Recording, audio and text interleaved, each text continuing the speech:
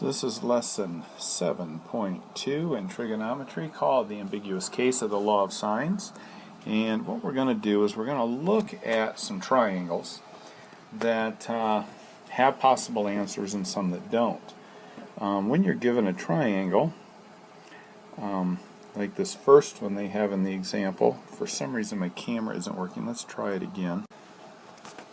Okay, it seems to be working now. Now we have some different possibilities of triangles depending on what the different lengths are here. Now there will be some cases where we have the length of one of our sides that isn't quite long enough to touch the other end here and make a full triangle. So therefore the number of possible triangles, if this length is shorter than my height, which is also shorter than my b, this triangle can exist. And if my sine of b is greater than 1, so let's say I'm doing some work and I get the sine of some angle is 2.6. Well, the sine can never be greater than 1, so I know that triangle does not exist.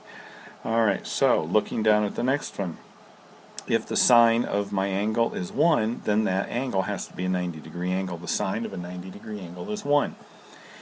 And if my A is equal to my height, then I know it's a 90-degree angle, and there's only one possibility of here, and that height has to be less than the hypotenuse, because the hypotenuse obviously is the longer one, and if this were the hypotenuse, then it wouldn't work right there, because that wouldn't be a 90-degree angle. And another option is if the sine of b is between 0 and 1. So it can either be 1, or if it's between 0 and 1, it's going to be an angle there that's less than 90 degrees. And also this line A has to be bigger than this line B in order for this to happen. Alright, and we'll get into how all this works in just a minute. And then there's an option where if we have the sine is greater than 0 and less than 1, just like this one, and notice the difference. This one, A, has to be greater than the length of B. Come on, where's my little ball? But this one, A, is less than B. So if A is less than B, we have two options for a triangle. We have a triangle that looks like this, or a triangle that looks like this. So we have two different possibilities, which isn't bad. It's just two different possibilities. And that's for an acute angle, if angle A is acute. Now what if angle A is obtuse? Well, if my sine again is greater than or equal to 1, and if it's obtuse it has to be bigger than 90, so we're not even talking about a 90-degree angle here, because that's not possible with an obtuse triangle. But if A is smaller than B, then it's not going to give me a triangle. And the only way I can get a triangle is if my sine is between 0 and 1, like it has to be, and my line A is bigger than my line B, meaning that A has to be the hypotenuse, because A is my obtuse angle, which means it's my biggest angle, which means the line opposite it has to be the longest line. So anyway, we'll get into how all this works here in just a minute. So you really don't have to know all that information to solve these. What we're going to do is we're going to solve this triangle, and we know a few things about it. We know B is 55, 40 minutes. We know little b, how long that is, and we know how long big A or little a is. So in order to solve this, we're going to use the law of sines. So we're going to take the sine of A equals sine of B over B, and we're going to fill in the blanks. So we don't know what the sine of A is, so we don't know the length of A. We know little a is 25.1, and the sine of 55 degrees, 40 minutes. And do we know B? Yes, 8.94. Okay, so at this point we're going to cross multiply and solve. So I have sine of A equals sine 55 degrees 40 minutes times 25.1 all over 8.94. And when we solve this, you know, you're just innocently solving the problem. You get the sine of A is 2.318439.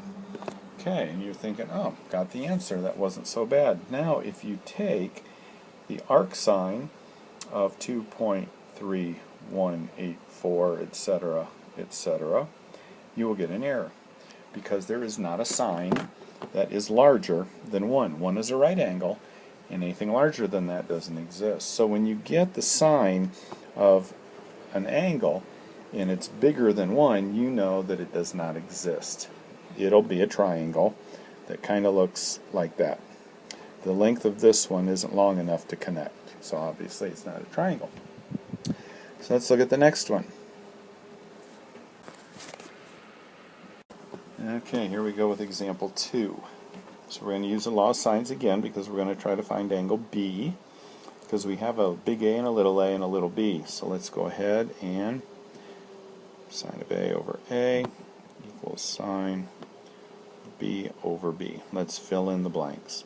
So sine 55.3 over 22.8. Sine of B we don't know, and that's going to be over 24.9.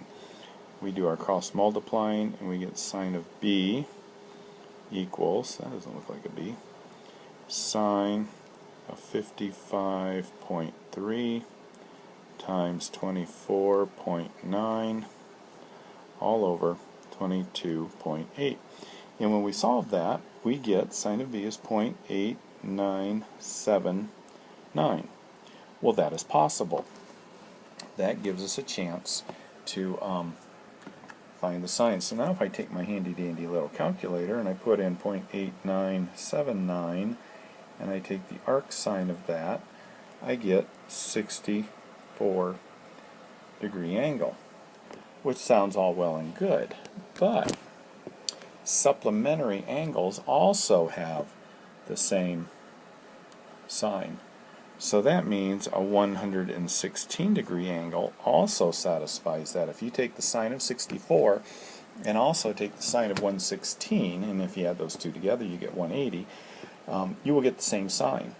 So you have a possibility actually of two different triangles. You've got a triangle that's going to look like that, and you also got a triangle that's going to look like that, because this angle can be 116 and this angle can be 64.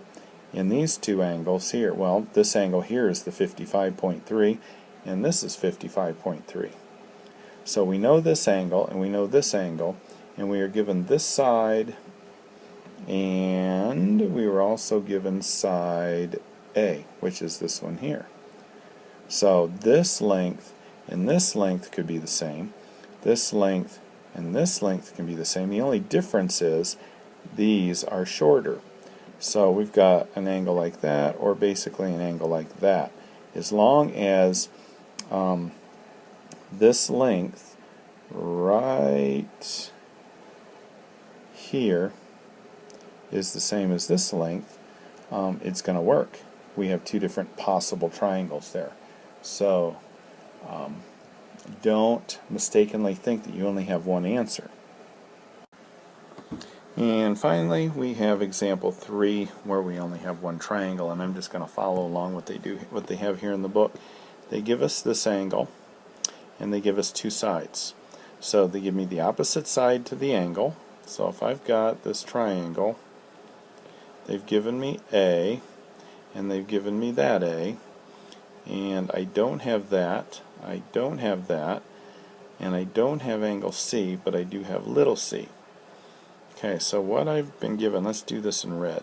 I've got this, I've got this, and I've got this. Okay, and I'm trying to find everything else. So notice, I've given one part of C, so that ends up being what they use with the law of sines. And they solve it and they find out that sine of C is that. Take the arc sine and they get 27.6.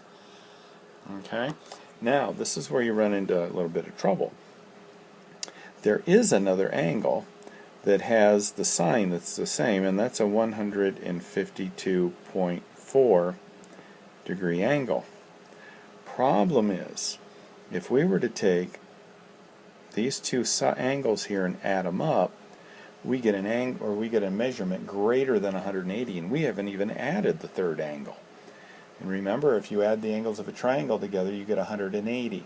I'm already over 180 with just those two. I'm at 195.9 degree angle right here with just two of the three angles. So I know this doesn't work.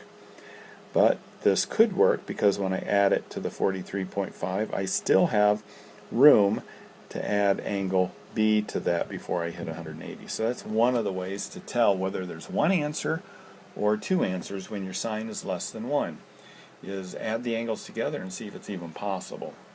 And that's it for lesson 7.2. Wow, it was just one video, albeit long, but there you go.